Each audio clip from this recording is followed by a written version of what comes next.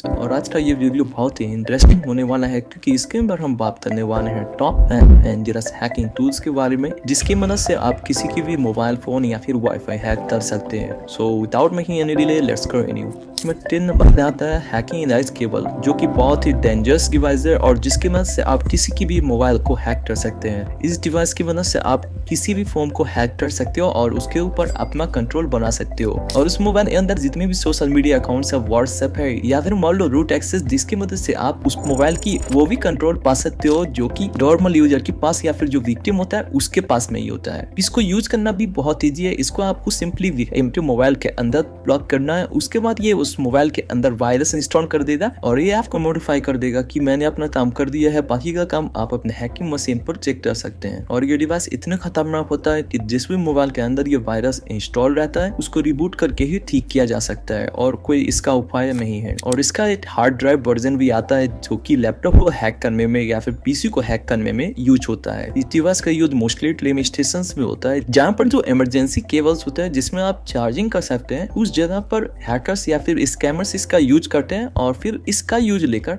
आपके मोबाइल के अंदर जितनी भी डिटेल्स है या फिर इंफॉर्मेशन है उसको करेक्ट कर लेते हैं। और कितने लोगों को तो बैंक भी खाली हो चुका है इसकी वजह से। नंबर 9 पर आता है हमारा यूएसबी रबर डकी। वैसे जो साइबर सिक्योरिटी के फील्ड में है उन्होंने कभी ना कभी तो इसको सुना ही होगा, बट जिसने नहीं सुना उसको मैं बता दूं कि ये डिवाइस आज के काम के लिए बनाया गया था ताकि इमरजेंसी में अगर कोई पासवर्ड क्रैक करना हो तो इसका यूज ले सकें।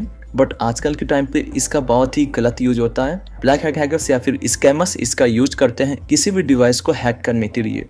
वैसे जो इससे पहले हमने डिवाइस बताया था उसमें तो आपको सिंपली पता चल जाएगा कि आपका डिवाइस हैक हो चुका है क्योंकि वहाँ पर स्क्रीन सब अपने आप मूव करते हैं। बट यूएसबी रबर डकी क्या करता है कि बैकग्राउंड में काम करता है। आपको लगेगा कि नॉर्मल चल रहा है मेरा डिवाइस तो इसमें कोई फॉल्ट नहीं है, बट ये अंदर ही अंदर काम करता है और वहाँ से जितनी इन्फॉर्मेशन होती है उसको कलेक्ट करता है। आपके डिवाइस के अंदर जो भी चीज चल रही है वो सारी चीजें ये मॉनिटर करता है। अब इसको हम एक रियल एग्जांपल से लेते हैं। मेरा एक फ्रेंड था, उसको रास्ते पर एक यूएसबी मिला और उसमें क्या किया कि उसको अपने डिवाइस के अंदर इंजेक्ट कर लिया। उसके बाद क्या हुआ कि उसके यूपीआई में जितने भी पैसे थे वो सारे कुछ ही मिनटों में गायब हो गए। इससे क्या पता चलता कि आप कोई भी ऐसी यूएसबी ड्राइव अपने डिवाइस के अंदर इंजेक्ट नहीं करना है, ये बहुत खतरनाक हो सकती है और आपकी जिंदगी भर की कमाई को गायब कर सकती है कुछ ही मिनटों के अंदर। नंबर 8 पर आता है हमारा वाईफाई नोजेल, जिसकी मदद से आप किसी भी वाईफाई को हैक कर सकते हैं। तो इसको आपको यूज करने के लिए क्या करना पड़ता है कि गिटहब पर जाकर इसका जो कोड है उसको इसमें इंस्टॉल करना पड़ता है। उसके बाद ये क्या करता है किसी भी वाईफाई को इस तरह से हैक करता है कि जो विक्टिम है उसको पता भी नहीं चलता है,